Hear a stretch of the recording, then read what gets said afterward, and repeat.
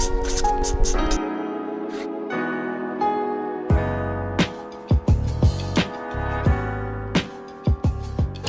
are you guys? I am Mansi and I'm back with a new video which apparently is going to be run of the mill, spur of the moment.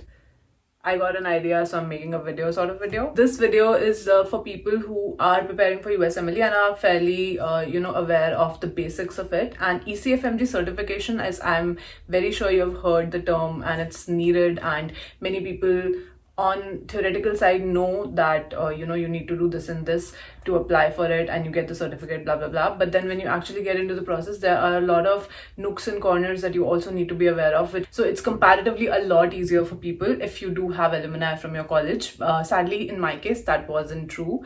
So what I had to do was actually read everything myself and then also tell the authorities and also tell everybody who had to do those things from the college side as well. So that is, I think I had to do both sides work, which is so exhausting.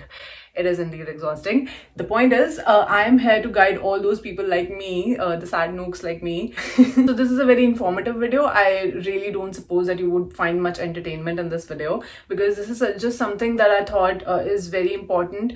As a helpful guide, I thought I should tell people about this, even though I'm not at all active on YouTube and I don't even know how many people would watch this. But then if someone watches it like, months or years from now, if it helps somebody in some way, that is, what this is intended for. So yes, let's get to it. Okay, first off, let's start from the very, very basics. What is ECFMG certification and why you need it. So when you start the whole USMLE process, the first thing that you are ever going to hear of is ECFMG. There's a funny anecdote that I remember every time I say ECFMG. The first time that I had to apply for step 1 and I did not much know about the process at all.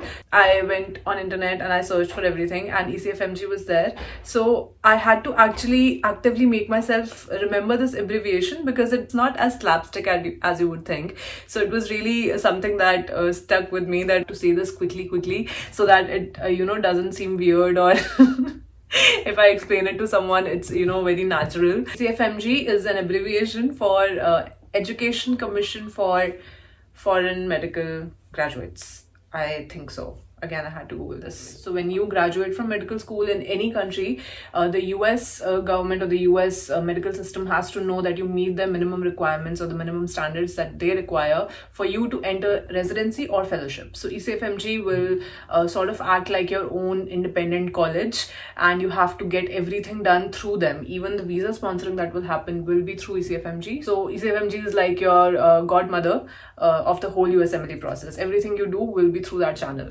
Another point is ECFMG requires your medical school to also be in the World Directory of Medical Schools, which again I am very sure most people would be aware of if you have already started on the journey of USMLE. But if you are not aware of it, make sure that you check out the World Directory of Medical School.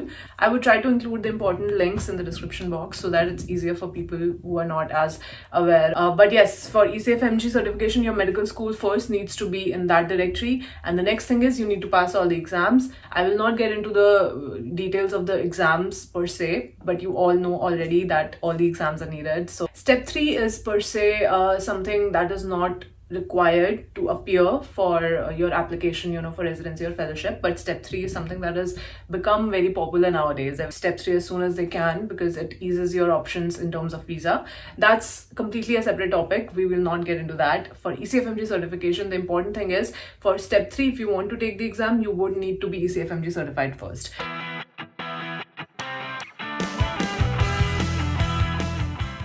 The first thing that you would need to do is go to the ECFMG website, and then you would have to make your own account. You would get a proper account and login number and everything. So once you create your ID on ECFMG, after that you would need to be notarized. You will also need to have your form 186 submitted. All of these things are just, I would say, prerequisites of ECFMG certification. Let's start with how you enter into the whole process of ECFMG certification from the very beginning. I would start with the first thing that you need, which is the USMLE identification number. This would be your number or ID for the rest of your journey.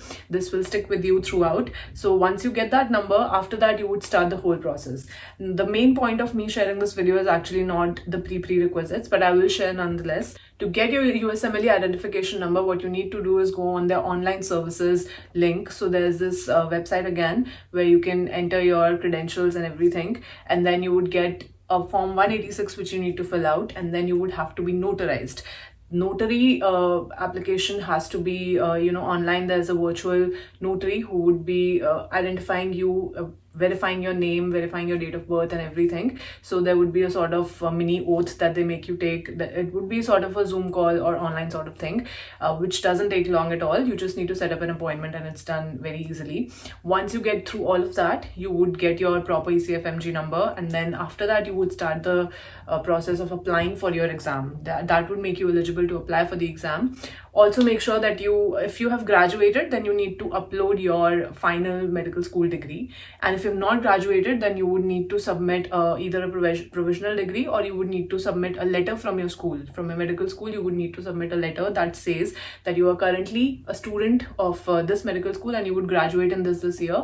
And you also need to provide ECFMG with the exact date that you would be, or the month exactly when you would be getting your degree or final medical school diploma, as they say. And once you do that, after that you would be eligible. Once ECFMG approves your diploma or your credentials that you've uploaded, you would be able to apply for USMLE step 1. Now once you have applied for step 1, for step 2 it would be pretty much the same process. It doesn't make a difference at all.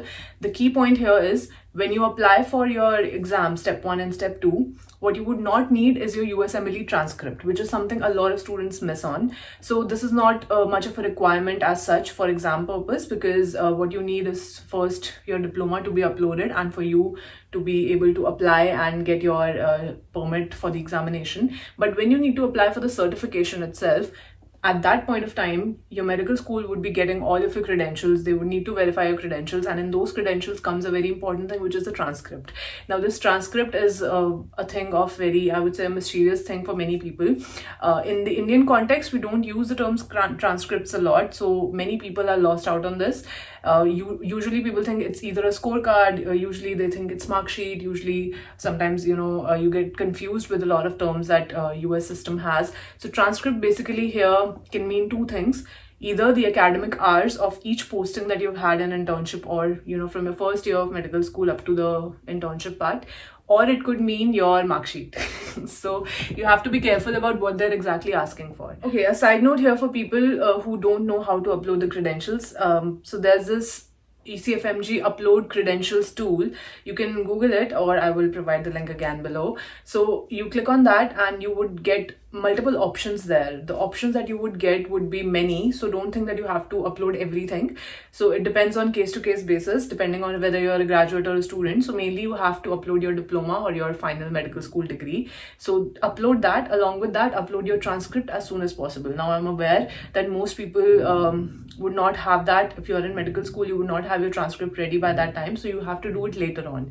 So once you take the steps, once you are done with all of that, when you actually go for the certification application, the real certificate application, not the prerequisite, as I said. So the real certificate application would require you to upload both the things, the transcript as well as your diploma. Now the medical school also comes into play here, because they would need to verify your credentials. They would need to verify everything from your name, your date of birth, to how many hours you have worked for, like the postings that you've had. They would verify every single thing, and it's actually a very, very long form, which I did not know.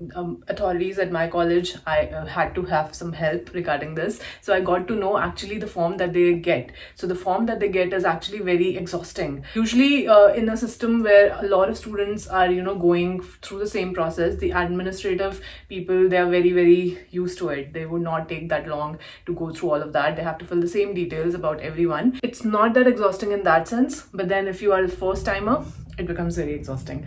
So you have to upload the number of days, exact days of internship, the exact hours of your postings, stuff like that. Very inane stuff that you would not think is relevant is actually relevant in that. So the medical school will verify that for you. In case your medical school is new, or in case your college does not have much alumni and the admin people are not that aware of all these things, you would be the one who would provide these details to them.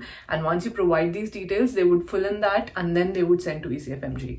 So this is going to take longer for you in case you are at a loss of a good alumni, or like I said, new medical school. So all of these things you can do, but this is very doable. Once you get to know, the point of the video is actually to make you aware of this so that it saves you time and saves you a lot of waiting period as well. You can help them, you can let them know what you exactly need. Now for the transcript, usually the mark sheets and everything every college has, so you can just upload them, concise them into one document, and then you can upload it to ECFMG. And the next thing is to go for the academic hours letter, or the, I don't know what you would call that, a document with the dean's signature. You would need dean's signature on both those documents, the academic hour transcript and the mark sheet, score mark sheet transcript. So make sure that you get that from your college.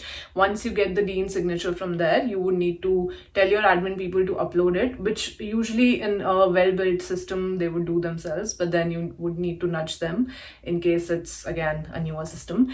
I think this is a big part of something that a lot of people are not actually aware of. So make sure that you upload your final degree, make sure you upload your transcripts, make your medical school verify your documents once you have uploaded them, and then ECFMG will take 2 to 4 weeks to get back to you and your certification would be ready, hopefully. Now, one thing that I did not tell here was the pathways. This is a new thing after COVID. They have introduced the pathway system. This pathway system has a separate fan base of its own. It would need a separate video of its own, but then for now, for ECFMG certification, exactly, I would just keep it very short. For pathways, it's basically, you would need this for ECFMG certification, and for English communication skills requirement, you would need to have that set aside. So in addition to uploading your documents, you would also need to have your exams cleared. Like I said, in those exams comes a short portion of this English requirement. The English requirement is where you would get your pathways approved. I know it's very confusing when I say it like this, but then it gets easier once you get into the process. And you know, it's always welcome. You can comment below and ask your questions. I would be happy to answer, because I know how hard it is to actually go through all of this in a way where you have to figure out the little things on your own. So I hope that people who are confused about these things, it makes it a little bit easier for you.